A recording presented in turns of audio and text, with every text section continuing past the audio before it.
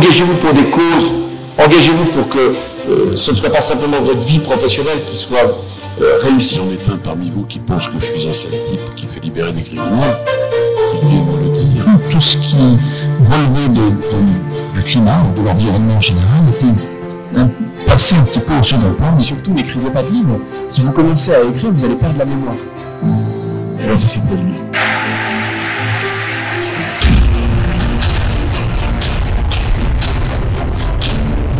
Engie que nous voulons positionner comme un énergéticien de premier plan, tourné et actionné, parce que nous étions en avance dans le développement de l'hydrogène.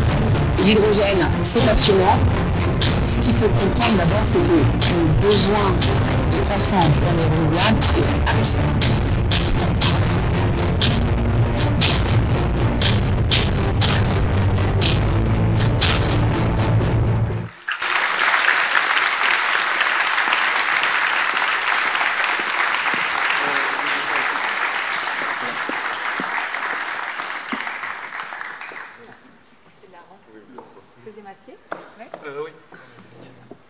Bonsoir à toutes et à tous.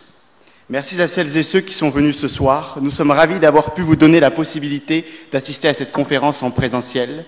Merci à celles et ceux qui assistent aussi à la conférence en distanciel. Et surtout, merci à vous, Catherine MacGregor, d'avoir accepté notre invitation. Je vais maintenant laisser la parole à Monsieur Soubeyran pour un court mot introductif. Bonsoir. Bonsoir à toutes, bonsoir à tous. Oui, je serai très court parce que ça serait paradoxal que je parasite le temps de parole. Mais je voudrais quand même dire que je suis absolument ravi de la présence de Catherine MacGregor ce soir. C'est vraiment très sympathique d'être venue pour un ensemble de raisons et je suis ravi de vous accueillir. Alors accueillir, je ne sais pas si c'est le bon terme en fait, parce que vous êtes un peu chez vous.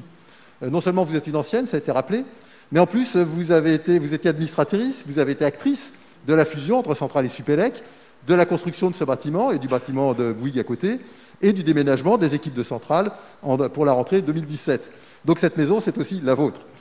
Alors, accueillir, ou en tout cas nous réjouir de votre présence, je pense qu'on est très heureux de vous avoir, et personnellement pour plusieurs raisons.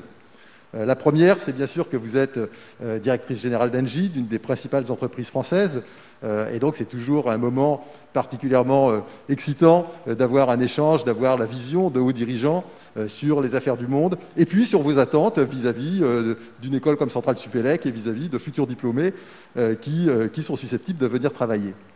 La deuxième raison pour laquelle on est particulièrement heureux de vous avoir ce soir, c'est que Engie, c'est une entreprise qui est engagée dans la transition énergétique, qui est un acteur majeur dans ce domaine, et que c'est un sujet qui nous interpelle tous et qui nous passionne tous, et vous savez combien les jeunes générations sont sensibles à cet aspect. La troisième raison, et là je serai un peu plus poil à gratter, c'est votre parcours, puisque vous avez passé une bonne partie de votre carrière, ça va être rappelé je pense, chez Schlumberger. Alors Schlumberger, c'est le pétrole, c'est sale. C'est pas un grief pour moi parce que j'ai passé aussi beaucoup d'années dans le secteur pétrolier. Mais Schlumberger, c'est une boîte exceptionnelle et je peux en parler en connaissance de cause parce que je travaillais dans une entreprise qui était concurrente d'une filiale de Schlumberger. Schlumberger, c'est une boîte exceptionnelle par son côté international. Je pense qu'il n'y a pas d'entreprise plus internationale que Schlumberger qui donne vraiment une ouverture sur tous les pays du monde, sur toutes les cultures, parce qu'elle travaille non seulement pour les compagnies internationales de pétrole, mais également pour les compagnies nationales pétrolières. Et donc je pense qu'un parcours à Schlumberger, c'est une expérience managériale absolument unique sur le plan international. Et puis enfin, bien sûr, et pour moi c'est le plus important dans le témoignage que vous pouvez apporter ce soir, c'est le fait d'être une femme. Alors dit comme ça peut paraître discriminatoire, mais pour moi, c'est un vrai sujet, parce qu'on a, alors vous le savez bien, un gros déséquilibre, d'ailleurs il suffit de regarder la salle pour s'en convaincre, un gros déséquilibre entre les hommes et les femmes dans nos populations d'élèves et dans notre recrutement. Et ce déséquilibre, il vient très souvent d'une forte autocensure chez les jeunes filles.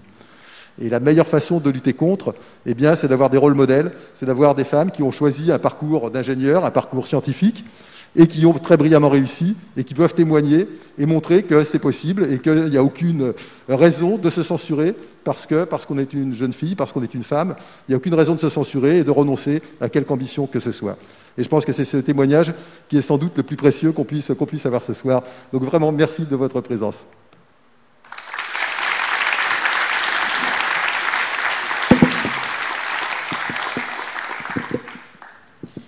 Merci à vous, Monsieur Soubeyran, pour ce mot introductif.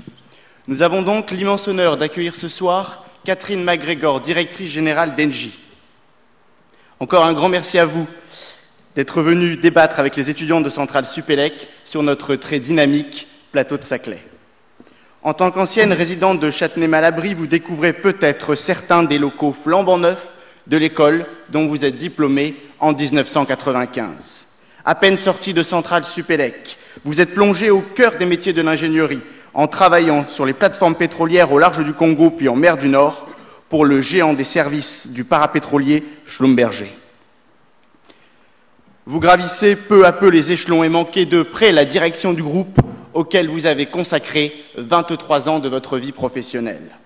Cependant, votre profil intéresse et vous finissez finalement par quitter Schlumberger pour la direction de Technip FMC. Un an plus tard, le conseil d'administration d'Engie débarque sa directrice générale Isabelle Cochet. Cette décision est abondamment commentée dans les médias et les milieux d'affaires. Un rapport interne fait notamment référence à un manque d'intelligence émotionnelle de l'ancienne dirigeante d'Engie, motif dénoncé pour son caractère potentiellement sexiste. C'est dans ce contexte que vous êtes nommée en janvier dernier directrice générale d'Engie et que vous devenez alors la seule femme dirigeante du CAC 40. Vous êtes alors à la tête du 3e plus grand groupe mondial dans le secteur de l'énergie hors pétrole, entreprise cotée au CAC 40 et enregistrant en 2019 un chiffre d'affaires de plus de 60 milliards.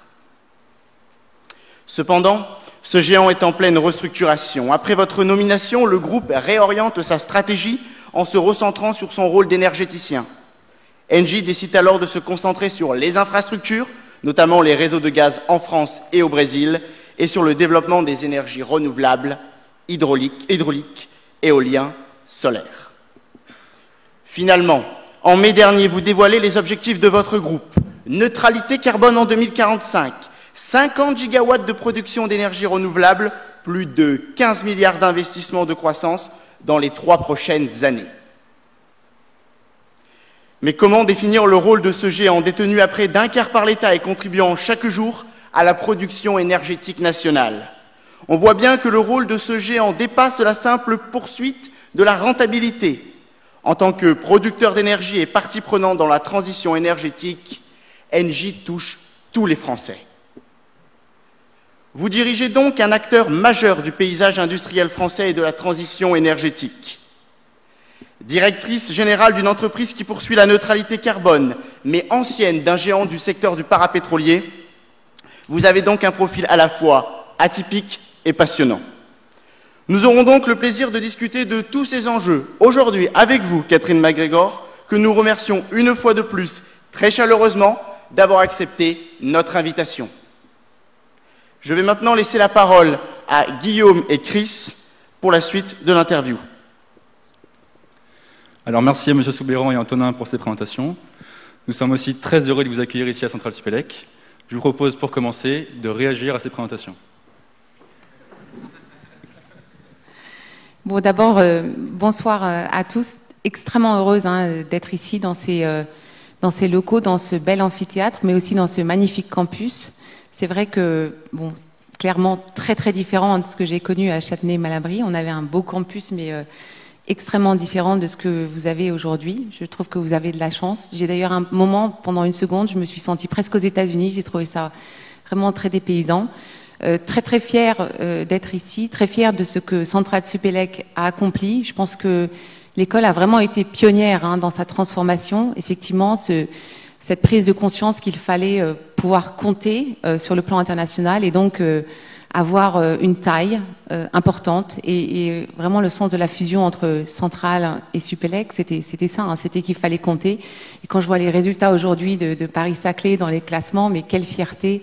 Vraiment, ça me fait extrêmement plaisir. Voilà, donc une petite introduction sur l'école. Très heureuse d'être ici. Sur la présentation, je suis évidemment très très très flattée. J'ai très envie de partager avec vous effectivement un petit peu ce que j'ai appris le long de ce parcours. Je ne sais pas s'il est atypique, mais en tout cas, moi qui m'a passionnée, je me suis jamais ennuyée tout au long de ma carrière. Et si je devais peut-être avoir un conseil à donner à des jeunes étudiants qui regardent leur vie professionnelle, c'est de ne jamais oublier le côté un petit peu fun en fait de nos professions, de nos métiers, parce qu'on y passe tellement de temps, on s'investit. Il faut jamais oublier de se dire qu'il faut y prendre plaisir. Et ça, j'avoue que ça a été mon cas jusqu'à aujourd'hui. Et je pense que c'est vraiment important et un fil conducteur en fait tout au long de ma carrière. Voilà. Donc très heureuse d'être ici. Je vais peut-être simplement vous repasser la parole et puis vous laisser me poser des questions. Je pense que ça sera mieux comme ça. Restons sur l'interaction. Merci. Alors, il y a quelques mois, nous avons reçu Stéphane Bancel, le PDG de Moderna, et aussi ancien élève de l'école, qui nous racontait que 2 choses avaient été déterminantes lors de son passage en Centrale. D'abord, la possibilité d'apprendre le japonais et de faire un stage au Japon, et ensuite, la possibilité de faire sa 3e année aux États-Unis. Je vous pose la même question. Qu'avez-vous retenu de votre passage à Centrale ? Alors moi, mon passage à Centrale, d'abord une passion pour la mécanique des fluides grâce à Sébastien Candel, qui était un professeur extraordinaire de 3e année, donc où j'ai appris, où j'étais en option, on appelait ça option à l'époque Air Espace. J'avais vraiment une vocation et un intérêt pour les sciences de l'aéronautique, donc ça a été vraiment important. C'est pour ça d'ailleurs que je suis allée dans le pétrole chercher la logique, mais c'était vraiment un passage très marquant. Et puis, deuxièmement, une certaine insouciance liée au fait que je savais que j'avais un super diplôme. Et c'est cette insouciance qui m'a permis finalement de me dire, bon, je vais faire un début de carrière peut-être là où on m'attend pas, ça marchera pas, on verra.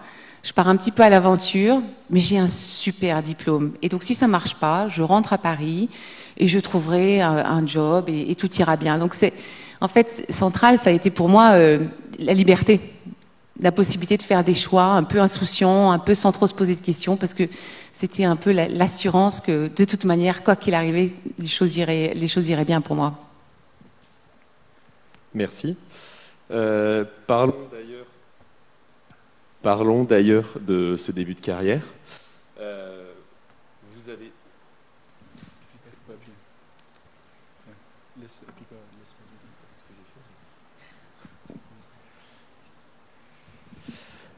Vous avez travaillé en Europe, en Asie, en Afrique et aux États-Unis. Donc, qu'est-ce que vous a apporté cette expérience internationale pour aujourd'hui diriger Engie, un groupe français mais implanté sur tous les continents ? Alors, c'est vrai que j'ai travaillé dans tous ces continents. Non seulement ça, mais j'ai eu également à faire des postes et très très différents à chaque fois. Donc une grande variété d'environnements géographiques, d'environnements et de responsabilités professionnelles, avec par exemple souvent des clients extrêmement différents. Donc quand vous travaillez aux États-Unis, vous avez affaire à des clients qui peuvent être des gens qui sont des vrais Texans, des vrais Américains, qui sont vraiment très étonnés d'avoir quelqu'un qui vient leur fournir des services dans l'énergie, qui est une femme et qui est de nationalité française. Et ça demande à chaque fois en fait des ressorts d'adaptation qui sont assez significatifs. Et c'est vraiment l'enchaînement de toutes ces situations. Après, plus tard en Malaisie, quand votre client est une compagnie nationale de l'énergie malaisienne. Donc là, pareil, vous devez établir cette confiance. C'est vraiment très important quand vous avez des clients. Il faut établir la confiance. Et donc trouver quel registre, comment établir cette confiance. Et puis pareil encore en Écosse, quand vous êtes sur une plateforme en Écosse, il faut que les gens aient confiance en vous. Et même malgré le fait que vous comprenez rien à ce qu'ils disent, parce qu'ils parlent avec un Écossais, un accent extrêmement prononcé. Donc en plus, il faut arriver à comprendre ce qu'ils vous disent. Donc tout ça, à chaque fois, c'est l'adaptabilité. L'adaptabilité. Et ça, c'est quelque chose qui après nous sert pour la vie en fait. Ça me sert dans mon job bien sûr aujourd'hui, bien sûr ce poste de CEO d'Engie, bien sûr la découverte d'une nouvelle entreprise. C'est pas juste il y a le poste, mais il y a aussi le fait qu'on n'a pas été élevé dans l'entreprise en question. Donc il faut et l'adaptabilité, c'est vraiment ce que effectivement cette mobilité géographique, mais également fonctionnelle m'a apporté. Et je l'utilise tout le temps. Voilà. Justement, parlant d'adaptabilité, donc vous êtes rentré en France aujourd'hui et le milieu des grandes entreprises du CAC 40 est assez particulier en France. On a des grands groupes où l'État investit et une certaine proximité aussi entre les hauts fonctionnaires qui peuvent repasser très souvent du privé au public. Est-ce que ça a été facile de s'adapter à ce nouvel univers ? Écoutez, moi, ce que je vois chez Engie, c'est une entreprise avec énormément de talent, une qualité en fait des compétences, des personnes. C'est vrai que beaucoup ont des parcours académiques qui sont juste extraordinaires, probablement supérieurs à ceux à quoi je suis habituée. Mais finalement, je trouve que ça contribue beaucoup à la richesse, j'allais dire, intellectuelle d'Engie, et ça nous permet, en particulier sur des sujets quand même très compliqués de l'énergie, la transition énergétique, c'est un sujet qui est majeur, sur lesquels nous sommes, comme vous savez, un Engie extrêmement engagé, mais qui n'est pas facile en fait, qui demande des solutions ingénieuses, des solutions intelligentes, des solutions économiques, vachement importantes. Et pour ça, on a vraiment besoin de gens très intelligents, qui réfléchissent bien, qui réfléchissent à tous les aspects des problèmes. Et je trouve ça chez Engie à profusion. Et c'est vraiment formidable. C'est une matière première extrêmement fructueuse et donc très très heureuse de rejoindre cette entreprise avec sa culture effectivement très particulière. Donc pas de souci chez Engie. Vous avez aussi fait la grande majorité de votre carrière chez Schlumberger, une entreprise multinationale de services et équipements pétroliers. Pourquoi avoir fait le choix, après vos études, de travailler dans l'industrie pétrolière ? Oui, surtout que moi, à l'époque, je voulais vraiment aller dans l'industrie aérospatiale, aéronautique. Et donc, c'était vraiment ce vers quoi je m'orientais. À l'époque, en fait, les investissements dans cette industrie étaient pas extrêmement élevés. Donc, il y avait des programmes, mais des programmes qui n'étaient pas extrêmement bien... qui n'étaient pas très impressionnants. Et donc, en fait, en regardant les perspectives que j'avais de développement, d'apprendre, je me suis sentie finalement... j'ai manqué d'enthousiasme. Et par contraste, c'est vrai que l'entreprise Schlumberger m'avait un peu accrochée. D'abord, deux choses. On disait de Schlumberger que c'était une entreprise presse-citron. Alors normalement, presse-citron, ça fait pas envie. Mais moi, pour des raisons bizarres, j'ai trouvé que ça avait l'air intéressant et qu'il y avait effectivement cette notion de dépassement, en fait. C'est ça que ça voulait dire. Presse-citron, ça voulait dire que on allait vous demander de vous dépasser. Et je trouvais que ça m'a intriguée, ça m'a intéressée. Ça, c'est un point. Et puis, deuxième point, c'est vrai que j'avais à ce moment-là très envie de tester des choses et surtout d'aller essayer des expériences là où on ne m'attendait pas forcément. Donc, par exemple, moi, j'avais un train de vie finalement assez urbain. J'allais au cinéma avec mes copains, mes copines. J'étais pas vraiment dans l'aventure ni dans le sport. Et puis, pour entrer chez Schlumberger, pour aller sur les plateformes pétrolières, il fallait au contraire montrer que on aimait l'aventure, prendre des risques, sauter en parachute, tous ces trucs-là. Et finalement, vraiment, c'était pas du tout une carrière qui était faite pour moi. Et pour des raisons bizarres, c'est ça qui m'a attirée. J'avais vraiment envie de me dire, il y a des stéréotypes, je me suis peut-être construite un personnage et je vais essayer de pousser l'enveloppe de ce personnage. Et je me rappelle très bien mes camarades de promo me disant, mais enfin, Catherine, quand on part en week-end, il faut que tout le coffre de la voiture soit vide pour pouvoir tu mettre tous tes bagages. Où vas-tu mettre tes bagages dans l'hélicoptère? Ça va juste pas marcher. Et donc tout le monde pensait qu'au bout de 2 mois, je rentrerai à la maison parce que aller sur les plateformes, enfin ça allait juste pas. Et donc il y avait vraiment cette notion de dépassement qui a été importante pour moi et qui est restée avec moi pendant très longtemps en fait. De ne pas être là où on m'attendait. Mais aujourd'hui, donc dans un contexte où on parle beaucoup plus de transition écologique, est-ce que c'est un choix que vous feriez de nouveau? Alors, ce qui m'a beaucoup passionnée avec Schlumberger, c'était le monde de l'énergie. À l'époque, la transition énergétique, c'était pas vraiment central dans le monde de l'énergie. Il y avait vraiment plus des questions d'approvisionnement, de sécurité d'approvisionnement, qui a d'ailleurs construit le monde géopolitique que l'on connaît. Mais par contre, j'ai été passionnée par le monde de l'énergie parce que extrêmement important, critique, structurant, pouvant sauver des vies, et c'est ça qui m'a attirée. Et finalement, quand vous regardez ce que j'ai fait, Schlumberger, et puis Technip, et puis aujourd'hui Engie, c'est vraiment le monde de l'énergie très difficile d'être au cœur de la transition énergétique en 1995. Aujourd'hui, c'est évidemment un enjeu absolument majeur. Donc, très heureuse de pouvoir continuer à être au cœur de l'énergie avec évidemment des problématiques qui évoluent. Et c'est normal et c'est bien. Alors, nous allons maintenant nous intéresser plus particulièrement à Engie. Tout d'abord, en quelques phrases, si possible, pouvez-vous nous décrire les activités d'Engie ? Alors, Engie, c'est un grand énergéticien qui, comme vous l'avez décrit tout à l'heure, se recentre en fait sur ses métiers cœur, avec une grande ambition de développer la production d'électricité dans les renouvelables et de développer des infrastructures gazières, électriques, et également des infrastructures centralisées, décentralisées. Donc voilà, gros producteur d'énergie, d'électricité renouvelable et infrastructure. En 2 mots. Merci. Alors la transition énergétique est un sujet qui concerne tous les Français et l'État dicte les mesures visant à atteindre les objectifs internationaux. Ainsi, l'État ne devrait-il pas prendre aussi des décisions stratégiques dans les groupes du secteur de l'énergie, qui est directement impliqué dans la transition énergétique ? Et chez Engie, où l'État détient 24% du capital, quel est le rôle de l'État ? Alors, l'État est évidemment au conseil d'administration, et le conseil d'administration, auquel l'État participe, a décidé, par exemple l'année dernière, d'inscrire dans les statuts d'Engie une raison d'être qui est d'accélérer, d'agir en fait pour accélérer une transition vers la neutralité carbone. Donc c'est en fait dans nos statuts. Donc c'est notre raison d'être. Moi j'appelle ça la boussole. Et donc tous les plans stratégiques, nos objectifs financiers, nos objectifs carbone en fait sont ensuite dérivés de cette raison d'être qui est évidemment assez générale, etc. Donc avec un soutien absolu du conseil d'administration bien sûr et de l'État. Et cette boussole, en fait, ensuite, on la décline en trajectoire, en objectifs qu'on revoit régulièrement. Là, par exemple, en février, on avait annoncé la sortie du charbon.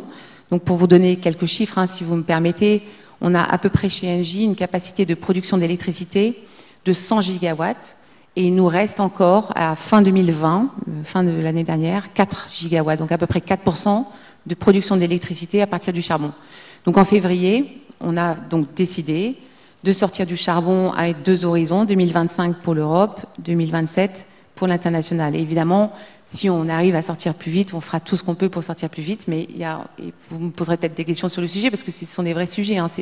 Ces décisions, c'est pas toujours facile à implémenter, parce qu'il y a beaucoup de jobs à la clé, des personnes qui ont des emplois, etc. Enfin, il y a des vraies situations parfois compliquées derrière.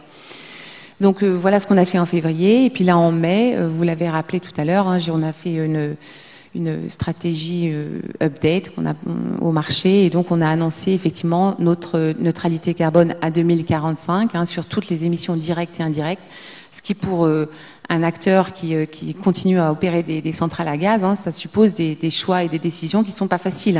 Quand on fait ces annonces, c'est pas juste des annonces, il y a vraiment des scénarios d'investissement, de choses qu'on va faire en plus et des choses qu'on va faire en moins. Donc des transformations derrière. C'est vraiment, il y a de l'action derrière, c'est pas juste des annonces. Donc voilà le genre de choses qu'on fait, toujours avec évidemment le soutien du conseil d'administration et donc de l'État présent au conseil.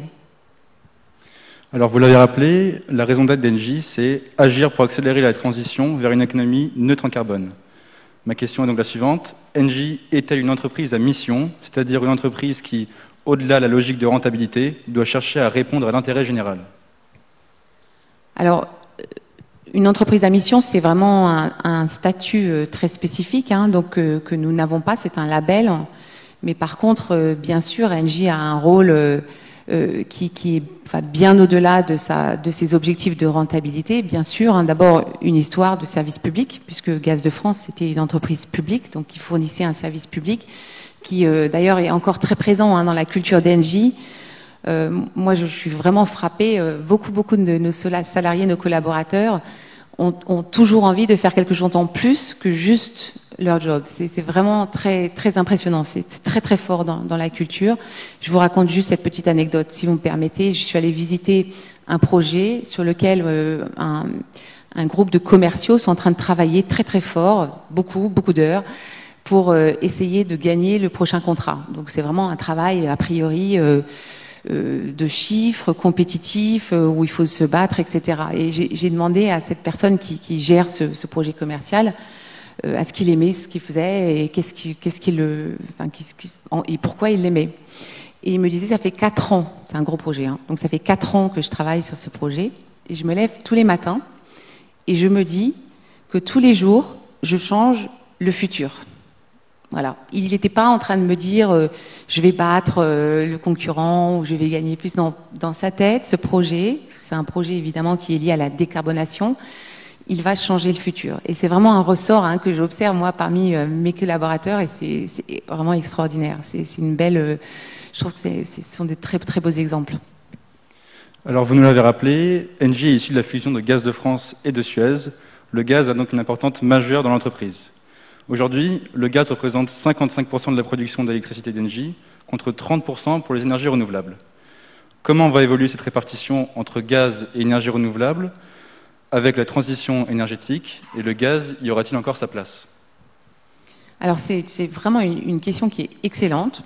Donc aujourd'hui, vous avez raison, on est à 31 gigawatts à la fin de 2020 de production à partir de production d'électricité à partir renouvelable, pardon. Et donc on a 2 objectifs. En 2025, on va passer à 50, et ensuite à 2030, on passe à 80. Donc on va devenir très majoritairement un producteur d'énergie renouvelable. Donc ça, c'est la bonne nouvelle. Et le gaz va rester dans nos portefeuilles parce qu'on pense qu'il a des capacités, des qualités qui sont extrêmement importantes pour en fait équilibrer tout le système électrique, et en particulier en Europe, puisqu'on va retirer beaucoup de capacités. Quand je dis on, c'est tous les pays européens qui retirent des capacités liées au charbon.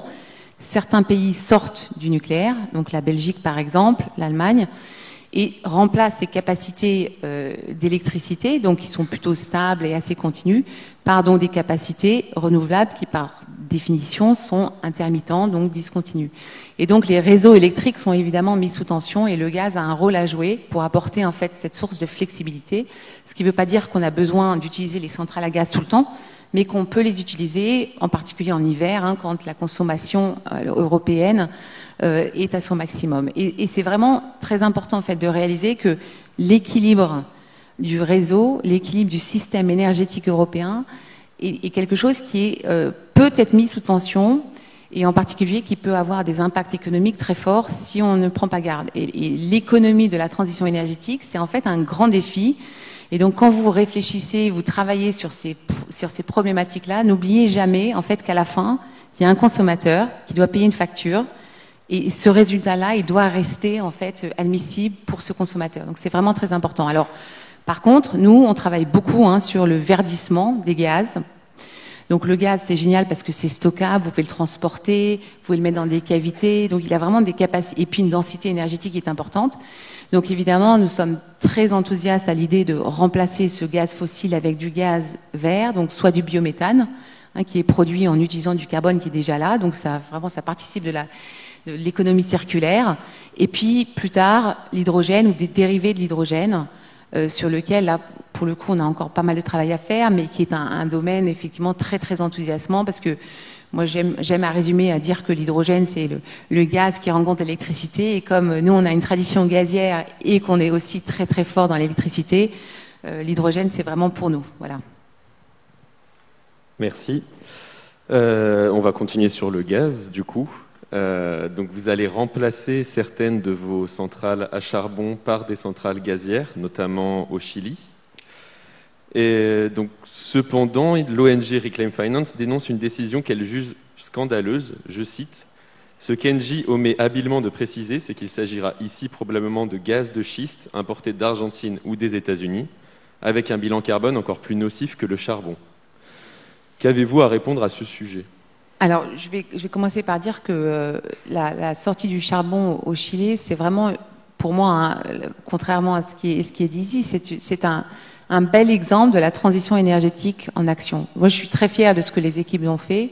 Moi, j'ai rencontré d'ailleurs le gouvernement chilien directement, parce que, en fait, quand on travaille chez Engie et qu'on est un énergéticien de la trempe d'Engie, on a vraiment un impact sur le pays. On a un impact sur les pays et donc on rencontre le gouvernement et on travaille avec les gouvernements pour trouver des solutions à la sortie du charbon. Donc aujourd'hui, quand vous regardez au Chili, on va passer d'un mix à 60% de charbon à 60% de renouvelables. Je ne parle pas de gaz là, je parle d'énergie renouvelable.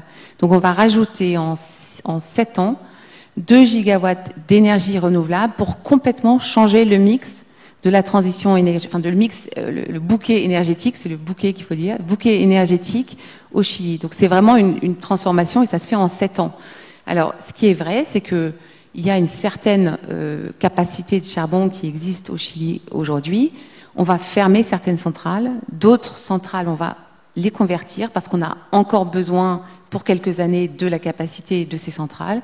Ce sont des capacités d'ailleurs qui sont les plus récentes, hein, donc qui ont des rendements et aussi des impacts carbone moindres que les vieilles centrales évidemment. Donc on fait ça, on choisit bien les centrales qu'on ferme et les centrales qu'on va reconvertir. Certaines ont converti à la biomasse et d'autres, donc là on est vraiment sur une petite quantité, qui vont être converties au gaz. Et le Chili ne produisant pas de gaz, le gaz sera importé d'autres pays. Voilà. Donc voilà. Et le bilan total de cette équation, l'équation que je viens de vous décrire, elle est évidemment positive pour le pays. Et ça rend, si vous voulez, ce qu'on veut dire par la transition énergétique extrêmement concret. Et ça prend en compte aussi des enjeux évidemment sociaux qui sont toujours très importants dans ce genre de décision. Donc l'équation globale est positive. Cependant, vous vendez donc une transition énergétique au Chili qui se passe très bien et qui va se faire sur 5 ou 6 ans, en 2027, vous avez dit, je crois. Mais concernant aussi les centrales au charbon qui vont être, elles, cédées à d'autres entreprises, est-ce que c'est pas juste déplacer la pollution dans d'autres mains ? Alors c'est un point qu'on discute beaucoup évidemment. Donc c'est pour ça que quand on sort du charbon, ce qu'on essaye de faire d'abord, c'est de fermer. Première option, premier choix. Deuxième choix, si on peut pas les fermer, on les convertit. Donc on les convertit biomasse ou gaz. Et quand vraiment on peut pas faire autrement, pour des raisons parfois réglementaires, pour des raisons parfois sociales ou simplement pour des raisons de dépendance énergétique d'une région. Parfois vous avez une région qui ne dépend que de cette centrale au charbon. Donc, vous pouvez juste pas la fermer parce que vous n'allez pas couper l'électricité de toute une région qui dépend de cette centrale. Vous voyez, donc dans ces cas-là, effectivement, nous optons pour la cession. Et en fait, quand vous regardez, on a à peu près 10 centrales à charbon aujourd'hui. Donc, je vous rappelle, on parle de 4% de notre production. On va en fermer une majorité. On va en fermer et convertir une majorité. Et on va en céder 2 ou 3, disons, au maximum. Voilà. Alors, en plus du développement des énergies renouvelables, un deuxième levier pour répondre à la question climatique est la réduction de la consommation d'énergie. L'amélioration de l'efficacité énergétique pourrait réduire de plus d'1 tiers la consommation globale d'énergie. Est-ce qu'Engie participe à l'amélioration de l'efficacité énergétique? Et si oui, comment? Oui, alors nous avons une myriade d'initiatives et qui pratiquement, j'allais dire, touchent toutes nos activités. Nous avons par exemple sur notre activité de fourniture de gaz et d'électricité aux clients individuels, aux clients particuliers, nous avons par exemple des offres qui permettent de bien voir pour le consommateur sa consommation avec des objectifs de réduction de sa consommation. Donc ça, c'est pour le particulier. Après, on va, par exemple, pour une ville, travailler avec elle, et parfois même pour des universités. Tiens, on a des clients aux États-Unis, par exemple, on travaille avec des universités où, en fait, on prend le contrôle, entre guillemets, de tous leurs services énergétiques, services électriques, services d'air conditionné, et on s'engage sur 10, 15, 20 ans à des réductions de consommation dont les bénéfices sont ensuite partagés avec le client et nous. Et on fait ça en changeant, par exemple, si ils avaient de l'électricité qui était produite à partir, je sais pas moi, de charbon, on fait la conversion, on isole les bâtiments, on compte et on mesure la consommation, on forme les utilisateurs, les étudiants, en leur disant, voilà, l'électricité, les automatismes, la domotique, etc. Donc on travaille en partenariat avec les universités pour aller chercher tous les gains d'efficacité énergétique qu'on peut trouver. voilà quelques exemples, et on en a une myriade. Alors, un autre objectif à horizon 2030 d'Engie, qui celui-ci n'a rien à voir avec la transition énergétique, est que la part des femmes dans le management du groupe soit de 50%. Aujourd'hui, elle est de 24%. Comment arriver à un tel objectif, sachant qu'en 2020, Engie comptait seulement 21,5% de femmes? Oui, alors c'est un objectif très ambitieux, vous avez raison de le souligner, hein, c'est une ambition, on appelle ça 50-50, on a un programme de parité, et c'est vrai que quand je regarde aujourd'hui au niveau du COMEX, on est déjà assez bien représenté, on est à peu près à 40% de femmes, hein, donc et c'est vraiment récemment là, je me suis retrouvée dans des situations avec des collaboratrices en fait, des réunions où on préparait par exemple notre stratégic update, donc en travaillant avec des réunions de travail sur du contenu vraiment très technique, et je me suis retrouvée dans des situations où on était 7 femmes et un homme. Donc parfois, quand je regarde autour de moi chez Engie, j'ai l'impression qu'on y est déjà. Mais en fait, vous avez raison de le rappeler, on n'y est pas du tout. Les chiffres ne sont pas encore du tout là. Et donc, on a beaucoup de travail à faire. Et alors là, c'est les techniques de volontarisme qui est surtout basé par des outils des ressources humaines, mais pas que, évidemment. Hein. Il s'agit de recruter. Alors, quand on regarde, et là on revient un peu à Romain, ce que vous disiez sur la représentation des femmes dans les écoles d'ingénieurs, mais bon, il y a quand même beaucoup d'écoles d'ingénieurs, donc même vous n'avez pas besoin juste de vous contenter de 10%, vous pouvez recruter un nombre un peu plus important, puisque il y a quand même beaucoup d'ingénieurs qui sont diplômés dans le monde, diversifier les profils, etc. Et puis ensuite s'assurer que on promeut, que quand on sélectionne les talents, il n'y a pas des problèmes de biais, des biais conscients, inconscients, de sélectivité, les styles de leadership qu'on cherche, s'assurer que on n'est pas, qu'on reste quand même très objectif, qu'on n'a pas des stéréotypes. C'est vraiment la chasse aux stéréotypes est à mon avis extrêmement importante dans toute politique diversité. Donc voilà, ce sont les choses qu'il faut qu'on continue, sur lesquelles il faut qu'on continue à travailler. On a du travail à faire. Mais ce que je peux vous dire, c'est qu'on a pas mal de poches au sein d'Engie où il y a une très forte représentation des femmes. Et moi, je trouve que c'est génial. Une fois qu'on a travaillé dans des équipes mixtes, on y prend goût. C'est très dur de revenir en arrière, en fait. Et aujourd'hui, quand je me retrouve, et ça m'arrive encore beaucoup, hein, surtout quand je voyage dans des situations où je suis la seule femme, où on n'est que 2 femmes, ça me fait vraiment très bizarre. Et je trouve que il manque quelque chose. La dynamique est juste pas la même. Donc moi, je suis vraiment passionnée sur le sujet et je pense qu'il faut absolument qu'on travaille ensemble pour faire mieux. Comment vous expliquez le fait qu'il y ait si peu de femmes dans les fonctions managériales des grands groupes? Donc à Engie, dans les fonctions de management, 24% de femmes. Comment vous expliquez ce fait-là et le fait qu'il faille faire des politiques dans l'entreprise pour augmenter ce ratio de femmes à ces fonctions?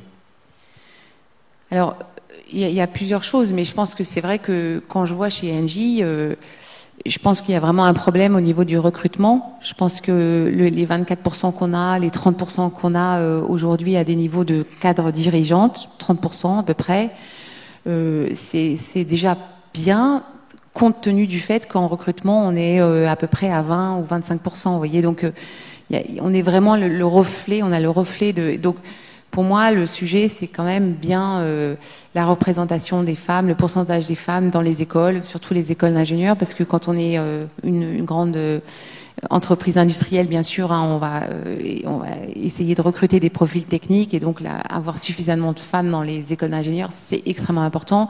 Alors moi, j'ai 2 filles, donc j'en ai une à Centralion, et puis j'en ai une là qui est en terminale, et puis je vois bien que toute cette histoire d'aller faire une prépa, c'est compliqué. Je trouve que, alors je sais pas si c'est parce qu'elles sont un peu plus mûres, les filles, mais en tout cas après sa terminale, elle a pas envie de rester au lycée en fait. Elle a envie déjà d'aller à l'université. Donc voilà, ce sont des petites réflexions comme ça que je me fais en voyant mes propres filles. Mais je pense que c'est vraiment très très important que dans les grandes écoles, les filles soient plus représentées. Et donc Romain, je sais que vous y travaillez, mais il faut pas abandonner. Il faut collectivement qu'on continue l'effort. Absolument, c'est hyper important.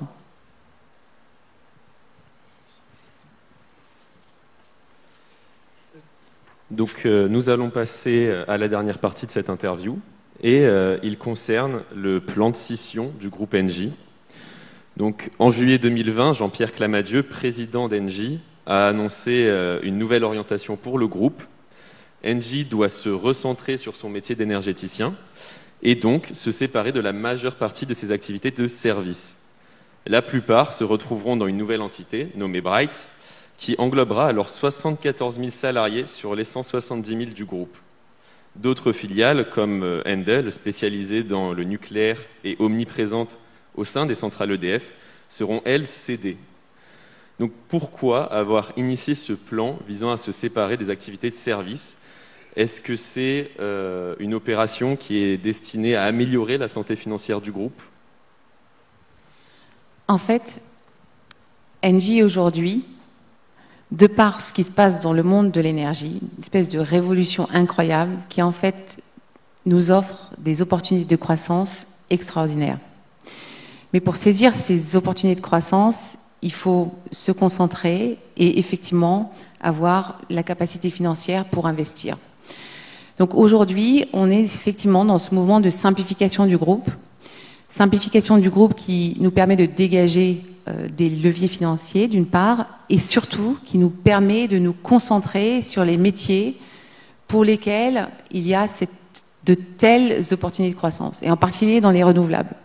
Donc aujourd'hui, on est à 31 gigawatts, on en a parlé tout à l'heure, et en fait ce qu'on veut, c'est faire plus vite, et pour ça, on décide qu'on ne veut pas tout faire. Donc on a effectivement au sein d'Engie une superbe activité de services dits multitechniques, donc qui concerne à peu près 74 000 collaborateurs qui travaillent sur des métiers liés à l'électricité, à l'air conditionné, justement à l'efficacité énergétique des bâtiments, mais également à l'électrification des transports. Donc ce sont des métiers qui sont évidemment au cœur de la transition énergétique également, mais qui sont un petit peu plus loin de nos métiers de producteurs d'électricité, renouvelables et infrastructures.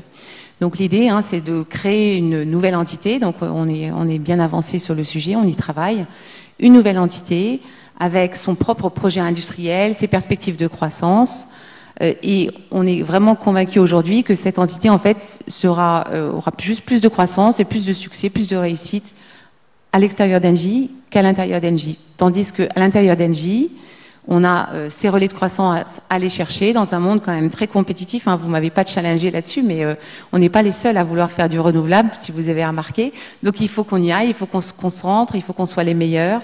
Il faut qu'on soit les meilleurs industriels à développer ces renouvelables.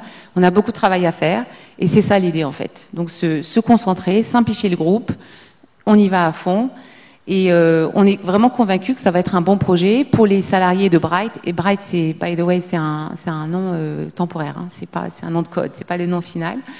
Donc très très convaincu que ça va être un très beau projet pour les salariés de cette entité et également évidemment pour Engie, puisqu'on a toutes ces ambitions à aller chercher, en particulier dans les renouvelables. On imagine justement que ces salariés peuvent être inquiets de quitter le groupe Engie. Et quel va être donc le destin de Bright ? Est-ce qu'elle sera reprise par un autre grand groupe ou est-ce qu'elle sera introduite en bourse ?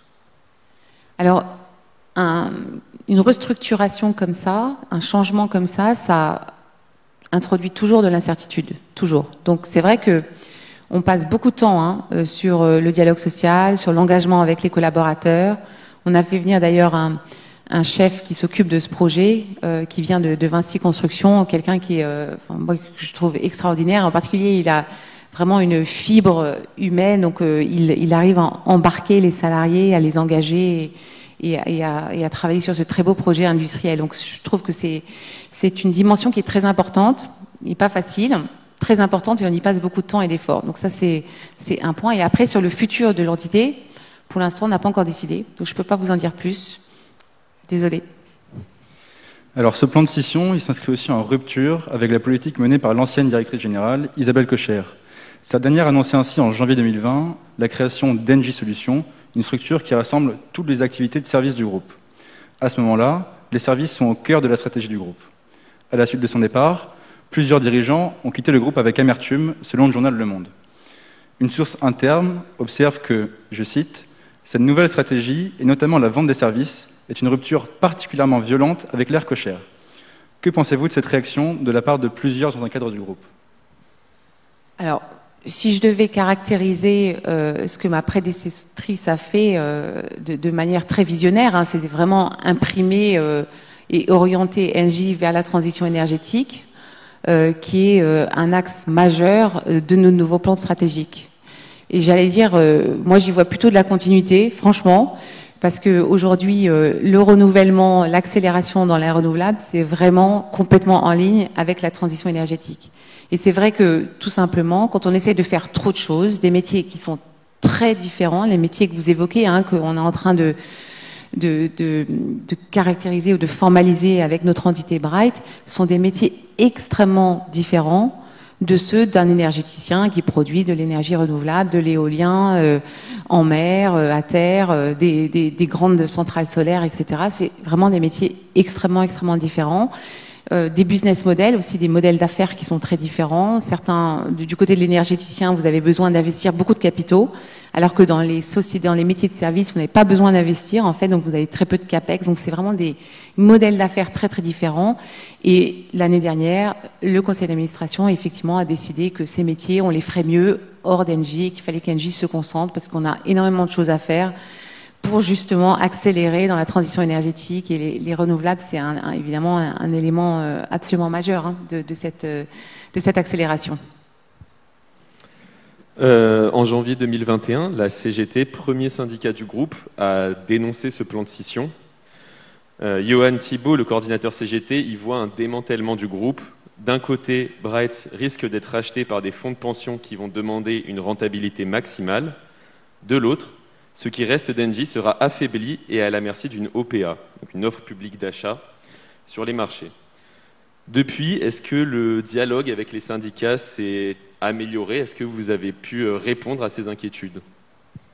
Le dialogue social sur ce processus de la création de Bright est continu, j'allais dire quasiment depuis mi-février. Donc c'est vraiment une conversation avec des hauts et des bas, et voilà, c'est vraiment, et on y passe beaucoup de temps. Moi, j'y passe personnellement beaucoup de temps, mes équipes aussi. Donc c'est un engagement très riche. Et donc ça s'est bien passé?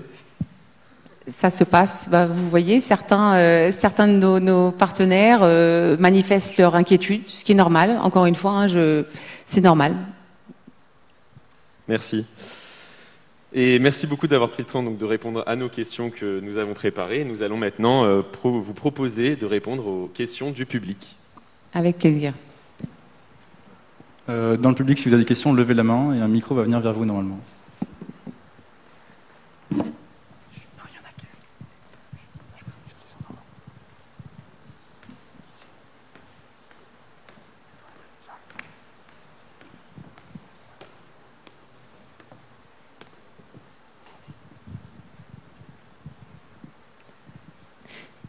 Déjà, merci beaucoup, madame, pour pour tout ce que vous avez dit, en fait. Moi, j'avais une question par rapport au début de votre carrière. Vous avez dit que vous avez été sur des plateformes pétrolières, que vous étiez un peu dans l'aventure. Je voulais vous demander, qu'est-ce que c'était finalement d'être dans des milieux aussi hostiles, et surtout dans des pays, dans des pays où le patriarcat est très fort. On va pas se mentir, c'est pas... Tout le monde n'est pas au même niveau sur les questions de parité. Est-ce que vous avez été confronté à des réactions un peu discriminatoires au début de votre carrière, ou sur les plateformes pétrolières, ou pas du tout? Et comment vous avez réagi? Alors, en fait, ce qui était frappant dans mon début de carrière, où donc effectivement j'ai travaillé sur les plateformes en mer, en Afrique de l'Ouest et puis également en Écosse, et c'est que, en fait, c'était pas un milieu hostile. Ça peut paraître comme ça hostile, mais c'était pas un milieu hostile. Et ce qui était sûr, c'était que mes collaborateurs, les personnes autour de moi, n'étaient pas habitués en fait à voir une femme sur une plateforme, parce qu'on était vraiment à ce moment-là, hein, on était assez pionnières, c'est vrai. Hein, il n'y avait pas beaucoup de femmes à ce moment-là sur les plateformes, et donc il y avait une certaine il y avait le fait d'être très différente en fait, et cette différence en fait elle était concentrée, elle était accentuée par le fait qu'on était au milieu de la mer et qu'il y avait une centaine de personnes et que j'étais la seule femme, et et à la fois, quand vous êtes tellement différentes, souvent ça génère une certaine forme de respect, un petit peu de distance, un petit peu de respect. Et puis finalement, assez rapidement, moi j'ai réussi et je pense que, enfin, quand je pense à mes autres collègues, femmes qui ont vécu la même expérience que moi, ont très facilement réussi à établir le respect sur la base de leurs aussi compétences professionnelles, bien sûr. Et finalement, enfin, moi j'ai jamais fait l'expérience de discrimination ou de situations compliquées. Enfin, j'ai eu beaucoup de chance et je pense que parfois le fait d'être la seule, ça vous rend, enfin ça vous protège en fait dans une certaine mesure, si je peux m'exprimer ainsi.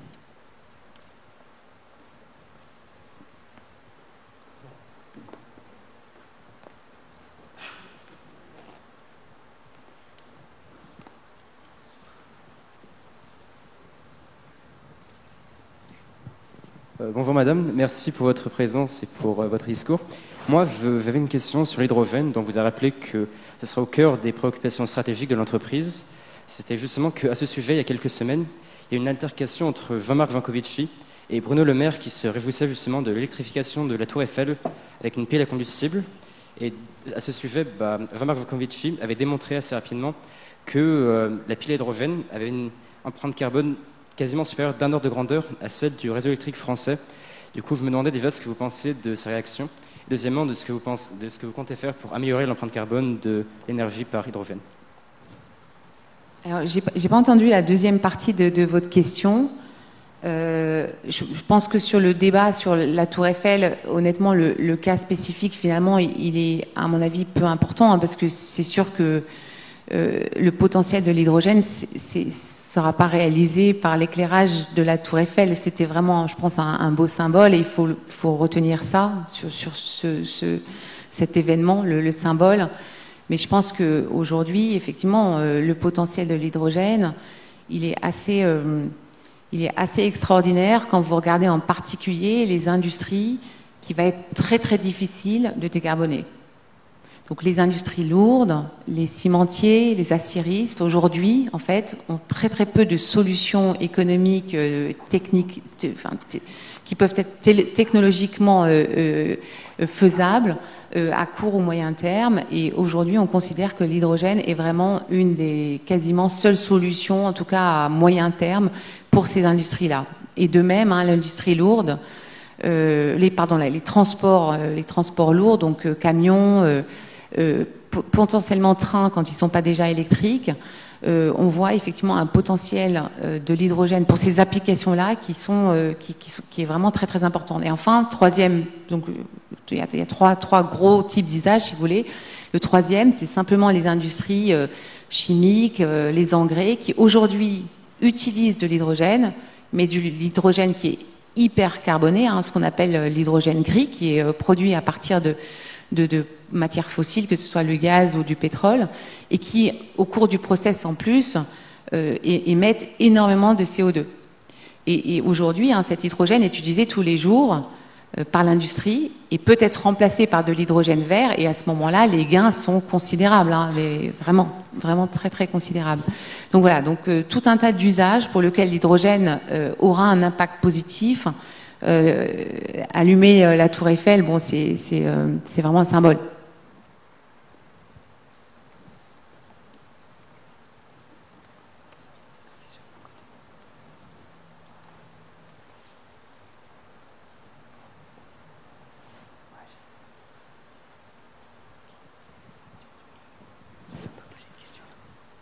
Bonjour, merci beaucoup pour votre présence aujourd'hui.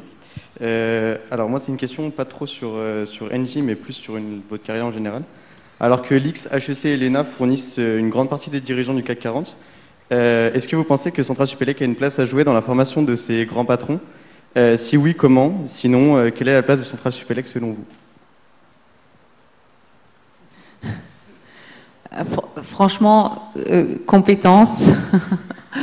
Moi, je pense que moi, j'ai la chance de faire la plupart de ma carrière dans une entreprise où finalement, une fois que je suis rentrée, plus personne m'a jamais demandé où j'avais fait mes études, de quelle école j'étais issue. Et on était uniquement promus sur la méritocratie, jamais sur le type d'école. Et moi, c'est vrai qu'aujourd'hui, j'ai gardé ça en moi. Alors, je sais que en France, hein, on n'est pas encore là. On me demande souvent quelle école. C'est vraiment assez constitutif de qui on est en France. Donc, on est dans un environnement un petit peu différent. Moi, je pense que évidemment, l'ingénieur ou les ingénieurs Centrale Supélec ont l'avenir devant eux et il n'y a pas de limite. Il n'y a absolument pas de limite. Bon, d'abord, il y a énormément vous savez bien, des centraliens à tout niveau et à des niveaux très très élevés dans les entreprises.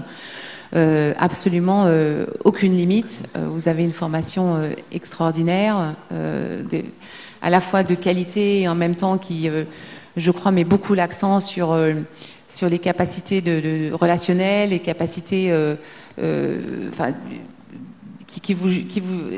sais, moi je me rappelle, on rigolait beaucoup sur le fait d'être généraliste. Vous vous rappelez, Romain, je vous regarde, mais on disait oui, l'ingénieur généraliste, on trouvait ça un petit peu ridicule en fait.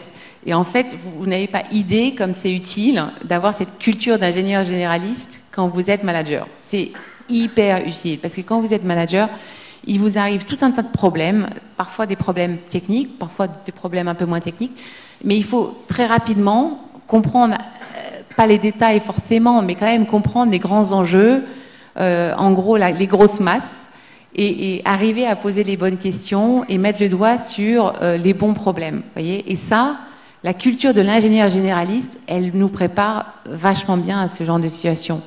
Donc moi, je trouve que bon, et après, il faut rajouter aussi le fait de pouvoir apprendre très vite, parce que quand on est manager, on est confronté, pareil, à tout un tas de situations où en fait, on connaît pas forcément le domaine très bien.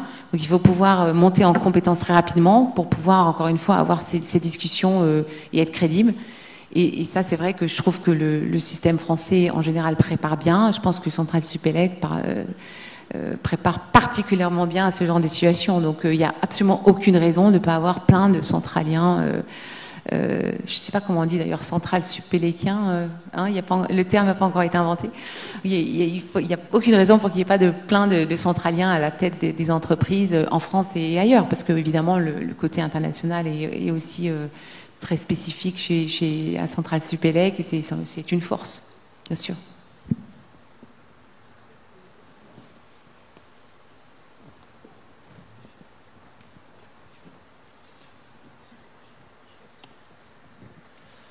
Bonjour madame, merci beaucoup pour être venue débattre avec nous aujourd'hui, votre discours est très intéressant.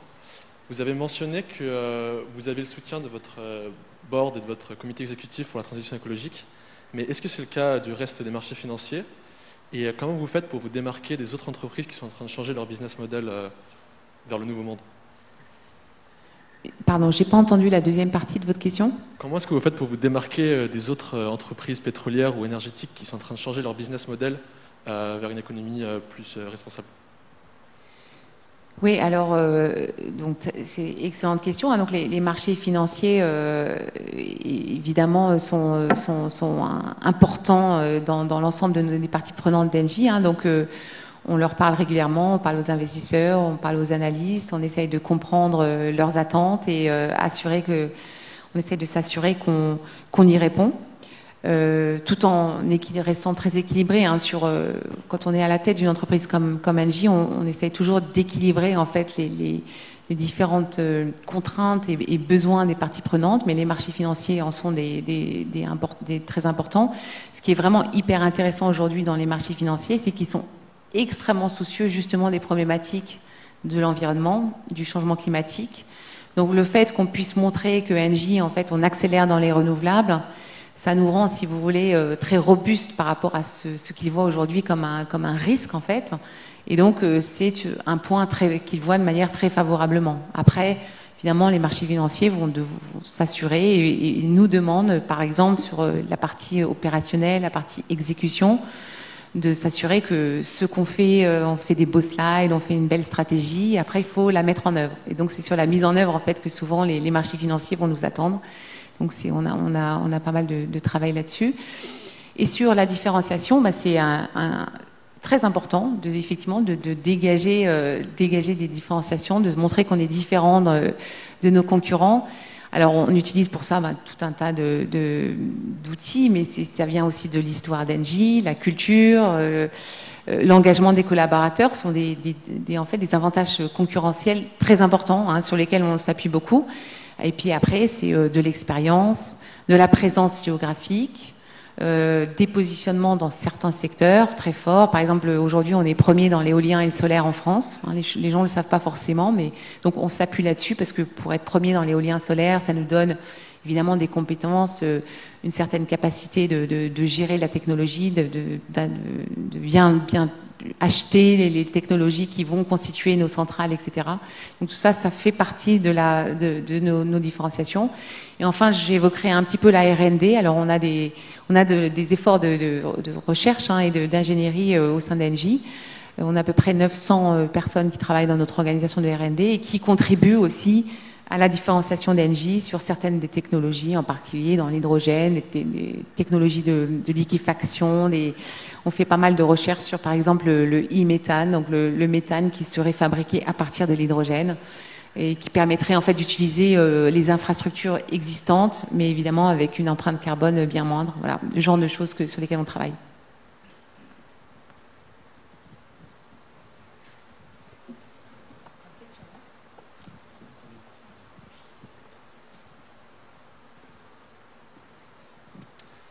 Du coup, bonsoir et merci d'être là parmi nous. Du coup, j'aimerais revenir un peu plus haut, un peu plus en avant sur la conférence. Alors, au tout début, vous avez parlé de votre carrière professionnelle et j'aimerais revenir sur ces 3 dernières années. Alors, ma question est comment peut-on passer d'une vingtaine d'années de carrière professionnelle au sein d'un géant du parapétrolier comme Schlumberger à la direction générale d'une entreprise qui se veut pionnière d'une transition écologique comme Engie? En d'autres termes, était-ce une prise de conscience écologique soudaine ou alors la volonté de saisir une opportunité exceptionnelle qui s'est présentée à vous? Je vous remercie. Alors, pour moi, le fil conducteur de ma carrière, c'est l'énergie. Et quand j'ai commencé en 1995, le monde de l'énergie, c'était principalement le pétrole et le gaz. Aujourd'hui, l'énergie se diversifie. On est devant ce défi climatique, évidemment, pour lequel j'ai une conscience très forte, et le pouvoir travailler dans l'énergie et être en fait au volant de cette transition énergétique. Donc, par exemple, en faisant ces engagements en particulier au niveau du pays, on parlait du Chili tout à l'heure, c'est vraiment absolument passionnant de se dire que en 7 ans, on va passer 60% du charbon à 60% de renouvelables. Et on reste dans l'énergie, c'est le monde de l'énergie qui est un monde vraiment passionnant. Je vous encourage à rejoindre le monde de l'énergie, très complexe, très compliqué, beaucoup de technologies, mais c'est passionnant. Et le pétrole et le gaz, c'était également passionnant. Il y avait à l'époque, en 1995, c'était vraiment les éléments principaux du bouquet énergétique. Aujourd'hui, on a la chance, évidemment, de considérer cette diversification et d'avoir un impact sur le climat qui est urgent d'avoir d'ailleurs. Et donc voilà, le fil conducteur, c'est l'énergie pour moi. Pas de contradiction. On va prendre une dernière question.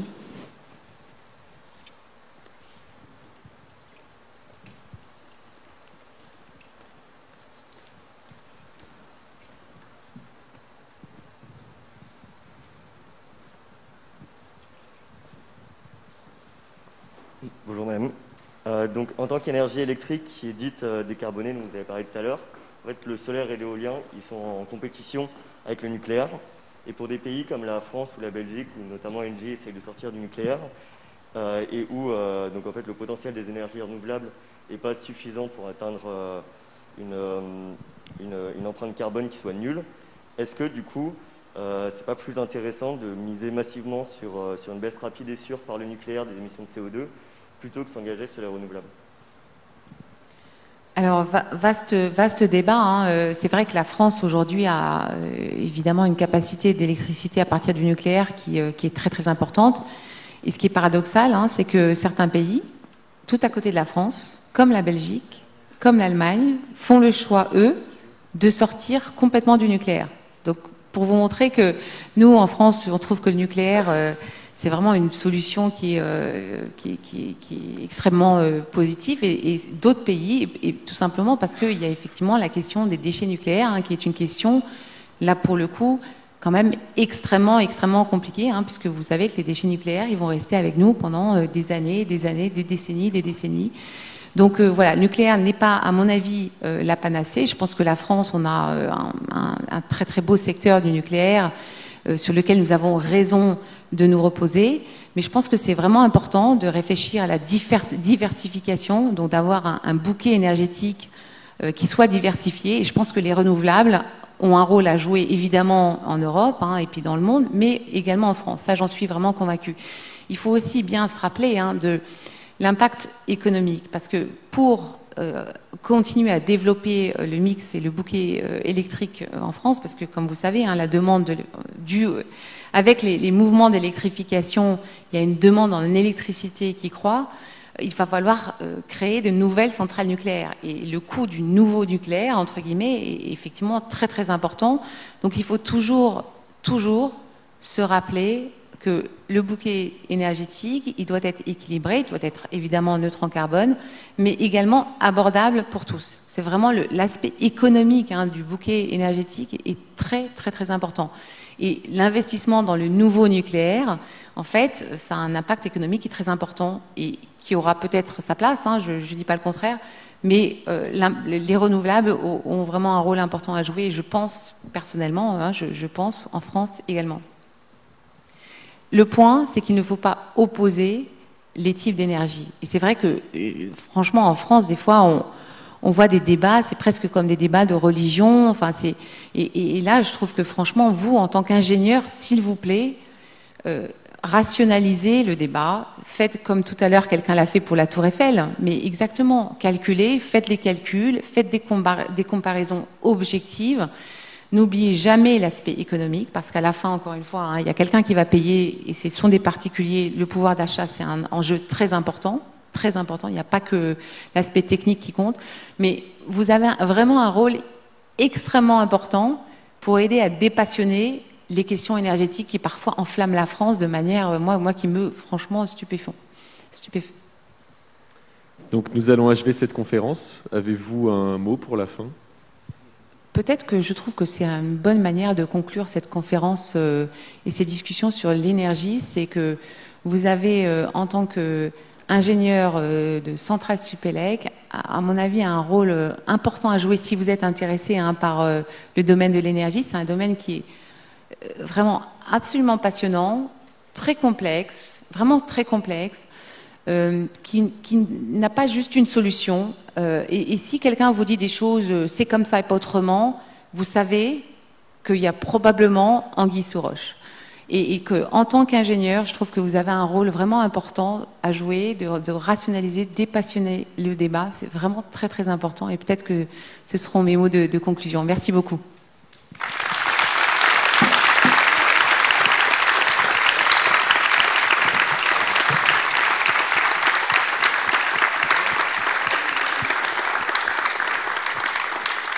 Merci beaucoup de vous être déplacés ici. Merci au public et merci au public aussi pour les questions pertinentes. Et nous remercions aussi KPMG, la Fondation Centrale Supélec et nos autres partenaires qui nous aident dans l'organisation de ces conférences symposiums.